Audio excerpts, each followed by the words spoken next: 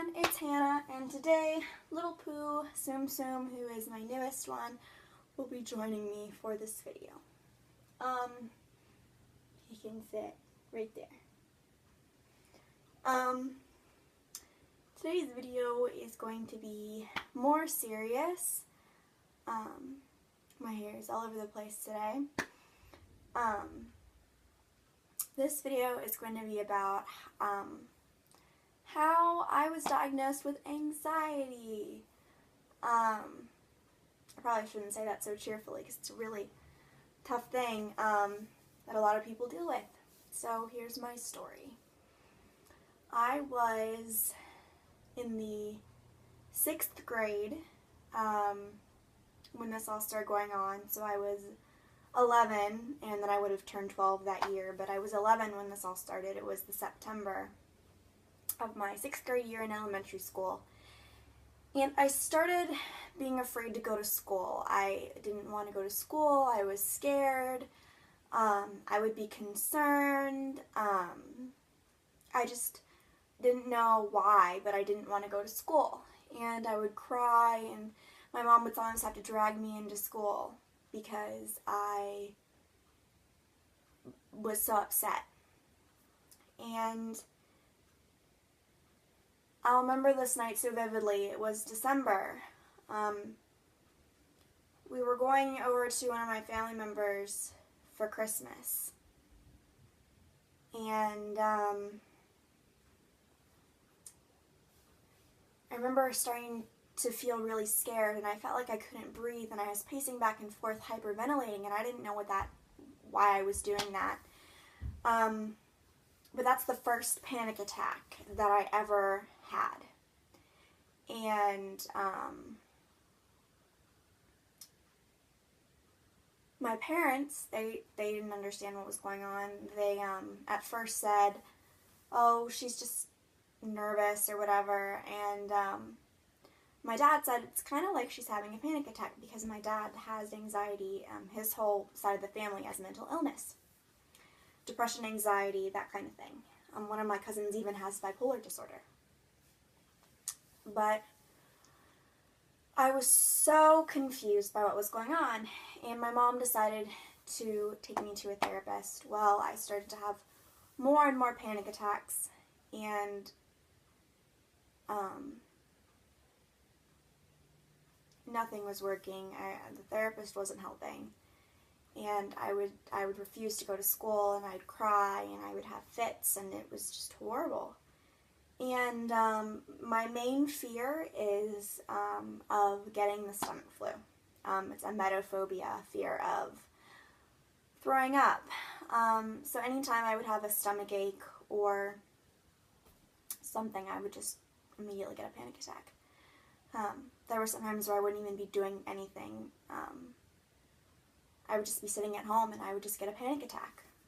So my mom decided to get me in to see a child psychiatrist, which, if you don't know the difference between a psychologist and a psychiatrist, psychologists are for mental disorders as well, but they can't prescribe medications, and psychiatrists do prescribe medications for mental illness. And they started me on Zoloft. That was the first medicine that I ever took, and it made me worse. I could not be on Zoloft. It was just not good. So it got really, really bad. I'm pretty sure I started risperidone after the Zoloft stopped, after I stopped the Zoloft, because we had agreed that it was making me worse. It was making my temper worse. It was making my anxiety worse. It was just a horrible thing. It works for a lot of people, but it just didn't work for me. So then I got really bad one night, and my mom took me to the emergency room. And with the panic attacks came anger. I was out of control. I was threatening to commit suicide. I never wanted to commit suicide, but I always threatened to. My mom took pretty much everything out of my room, except just a mattress. I didn't really have anything that I could use to hurt myself because they were concerned. So one night I went to the hospital and they said, we can't get her into any kind of mental hospital overnight because I was under 13. I was 12 at this point, or almost 12. I was like a month away from turning 12. But I still had to be 12 to go to any of the clinics nearby. I live in West Virginia. And a couple days later, I went to school, and my mom came and picked me up from school and said, we're going to a mental hospital. And I cried, and I was upset, and I didn't know what was going on. I felt so inhuman. It felt like one of those people that you saw in a scary movie that had mental issues. That's what it felt like. And I went to the mental institution, and there I got the help I needed, and I was put on a new medicine called Lexapro. And it worked. It started to work. And I was only there for 5 days. I had a few panic attacks there, and I cried a lot. But other than that, I had good behavior there. I didn't really have any issues. So, since I didn't have any issues, I got to go home after 5 days. I think it was like 5 full days and the half day that I was there, the day that I arrived. And it was in Pittsburgh, so that's about an hour and a half away from where I live. So, my parents came to visit me every couple of days, and they would bring me McDonald's, and, I got visits. And I would get to call, and I got lots of cards and stuff for my family because they all knew that I was dealing with this. But I struggled a lot. So I got out, and I was doing really great. My whole 7th, 8th, and 9th grade years were great. I was doing fine. I got my first few official boyfriends. I had my first kiss the summer after my 9th grade year. I was doing great. A couple of the drawbacks of having anxiety were my friends for the first few years. Well, I don't want to say years. The first year after I went to the mental hospital, my friends didn't want to include me in things because they were afraid that I would have panic attacks. And that really hurt. Really did. But I got through it, and yeah. The beginning of my sophomore year, I met my current boyfriend, who I've been with for 2.5 years. Tomorrow, actually, it'll be 2 years and 6 months.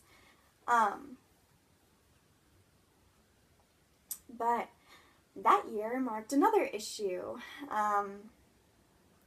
I've always had seasonal depression as well as anxiety. But the seasonal depression, it normally happens in the winter, and it makes my anxiety worse. So a lot of the times during January, February, March, my anxiety will be heightened. So my sophomore year of high school, I was doing great. I had no reason to be upset, but that March, things got bad. And I was refusing to go to school. And my mom was like, there's this outpatient program at the hospital close to where we live where you're there all day, but you get to go home in the afternoons. It's basically like a mental hospital, but, it's kind of hard to explain. You're there all day, but you get to go home at, the same time. You're, there during normal school hours. Actually, for a little bit shorter than normal school hours. And they would feed you snack, and you'd go over to the hospital cafeteria for lunch, but you could pack your own lunch. There is where I met my doctor that changed my life. I started taking Effexor, which venlafaxine, I think, is the generic name, or maybe it's flip-flopped. I don't know. I started taking Effexor. And that changed my life. It was incredible. Immediate difference. I didn't have panic attacks. I could leave my house without freaking out. I could go anywhere I wanted. And with that medicine came freedom. I've not always wanted to be on medicine. It sucks to have to be on medicine to live a normal life, but people do it every day, and I just have to accept that that's going to be a part of my life for the rest of my life. It helps me feel normal, like a real teenager. I get to go on dates and go to family members' houses and go to restaurants and amusement parks without having panic attacks. Now, I do have the occasional panic attack. They don't happen very often, and when they do, they're very small, and I'm able to calm myself down. But yeah, I've been on Effexor for 2 years. I did take a small break because I wanted to try without medication, but it just didn't work out. I'm better with medication, which is that sounds kind of wrong, but you know what I mean. I do have several ways of coping with my anxiety. So I will make a video on how I cope with my anxiety. My ways are a little bit weird and different than how other people cope with anxiety. But these things really, really help me. And I'm also going to be making a video about my dear friend Charles. This is my turtle stuffed animal Charles, and I'm going to be making a video about him and his importance. He came with me to the mental hospital, and I'm going to talk about that whole experience with my little Charles in one of the next few videos that I make. So stay tuned for how I cope with my anxiety and about little Charles, his story and his part in my anxiety journey, because it's been a big one. So yeah, thanks for watching this video, and Pooh and Charles and I will see you next time.